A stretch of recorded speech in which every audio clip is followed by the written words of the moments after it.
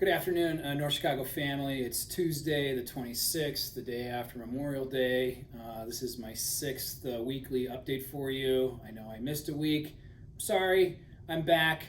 And this is my fourth take at this one. So if I make mistakes this time, forget it. I'm just going to keep going and just tell you that I made a mistake and not re-record it. So anyway, the purpose of this weekly update is to talk with all of you about the district's financial status and the district's financial stability in light of the COVID pandemic. And what I have is really good news.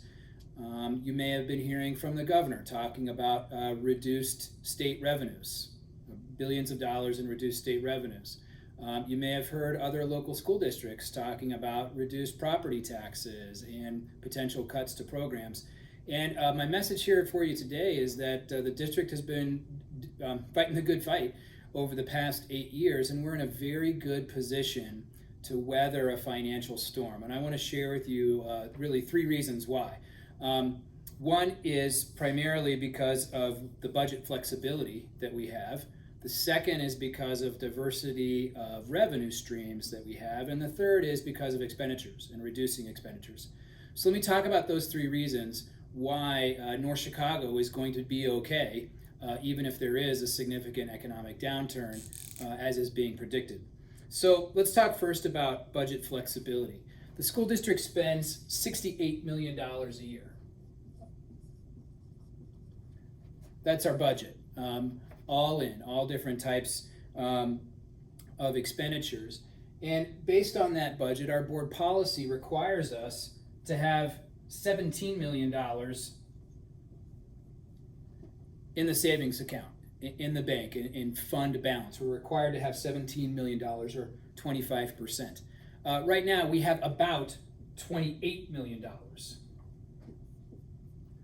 So we have really healthy fund balances and reserves that we could use that give us some flexibility to weather some impacts. The other piece is that of that $68 million, $5 million of that 68 is capital.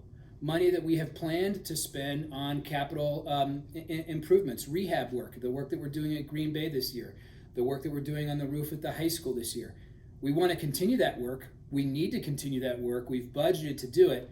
But if we do see decreased revenues, that gives us some room. We could decrease that capital expenditure without touching programs in schools and in classrooms.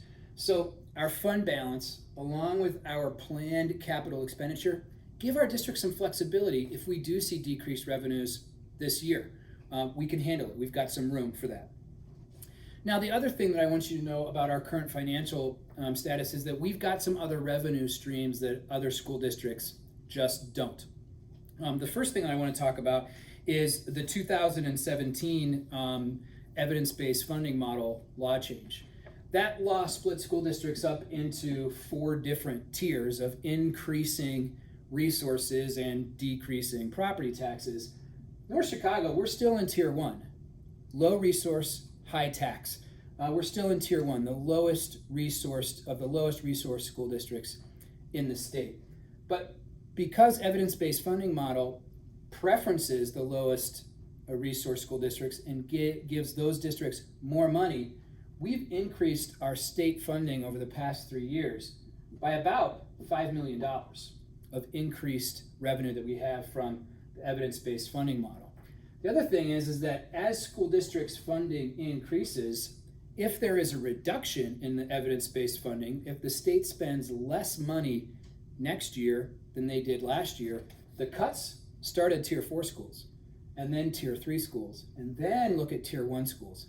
So not only have we gained the most in the equitable funding format, but we're also going to lose the least if there are cuts to the evidence-based funding model. The governor or the legislature Sunday, passed a flat evidence-based funding budget. So the same dollars, so no cuts.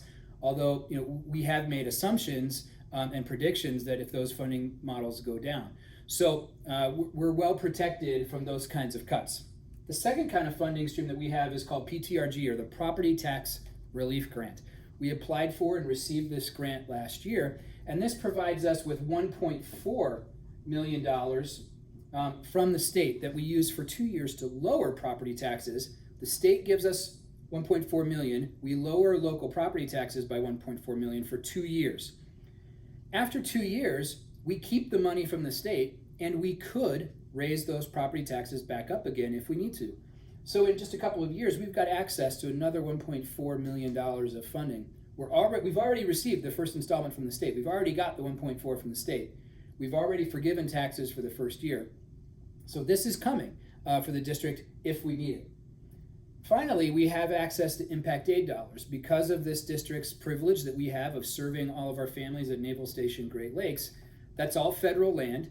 It's not taxed. And so the federal government gives districts like ours that serve people who live on federal property, military bases, national parks, Indian reservations. They provide an additional revenue source called impact aid. For our district right now, impact aid is another $4 million. Impact aid has been increasing for the past several years. It's got strong bipartisan support in DC. Our Illinois senators, Durbin and Duckworth, and our representative, Schneider, are very supportive of impact aid. And again, it's got great support across the aisle.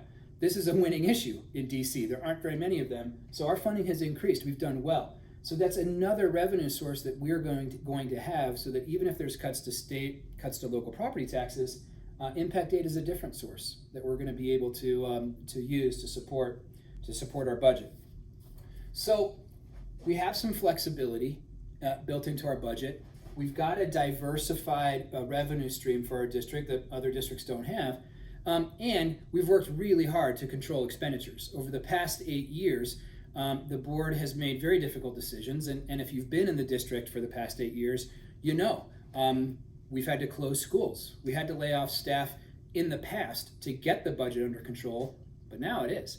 And as we've seen revenues increase over the past couple of years, the board has been very careful, very conservative in adding programs and in adding expenditures. So we've seen $5 million in evidence-based funding model. We've got a $5 million capital expenditure campaign. We've been really careful. So we don't have to now all of a sudden make cuts because we've lived right up to the extent of our means. We've been careful. We've got the flexibility. The other thing is that 10 years ago, the district sold $45 million of ill-advised bonds. The state said, don't do it. The board did it. That was one of the pieces that led to the state's intervention in the district. So we're still paying on those bonds, but last year we were able to refinance under very favorable circumstances. So now we're still paying that debt, but our debt payments are $400,000 less each year than they were a year ago. So we've worked hard to control expenses while investing in important programs in our district. So we've grown, we're doing new things, but we've done so in a careful and measured way. We've tried to control and decrease expenditures in as many areas as we can. And to repeat, we've got revenue diversification and we've got some great flexibility that we've worked hard to achieve over the past 8 years. So if there is a downturn, even if that downturn is extended, Greg Volan, the director of finance, presented to the boards at our last board meeting essentially a stress test. What would happen to the district if we saw significant decreases in revenue and if we didn't change any of our expenditures and we come out still with some fund balance, even if that economic downturn extends for 3 years. So even if there's a significant downturn, even if it lasts for 3 years, the district is in a good position to do that. And so I think just in an effort to get out in front of any potential rumors, in an effort to get out in front of any potential concerns, I wanted to share this good news with you so that you know when you're listening to the news, the position that your school district is in, and what we're going to be able to look forward to in the years to come. Like I said, even if there are some hard times ahead. So please let me know if this causes any questions for you. If you've got any clarifying questions or any concerns, send me an email. I've gotten a lot more emails from staff over the past 8 weeks than I ever have before. It's great. So if you've got a question, email me or tune into our next board meetings. We're going to start presenting FY21 budgets in June. You can tune into those meetings. We'll revise that in July and revise it again in August. So there's lots of information out there for you if you're interested in it and if you want it. But please know, we've worked really hard to put the district in a good position to survive this kind of downturn, and we're ready for that. Have a great week. I hope you enjoyed your Memorial Day. I promise I'll be back with you. And if you have a minute, tune in, graduation this Friday at the high school. Watch some of our kids walk the stage by themselves. Oh, and tomorrow, 2 p.m., Those Who Excel. I hope you can tune in for that presentation. Take care. Bye-bye.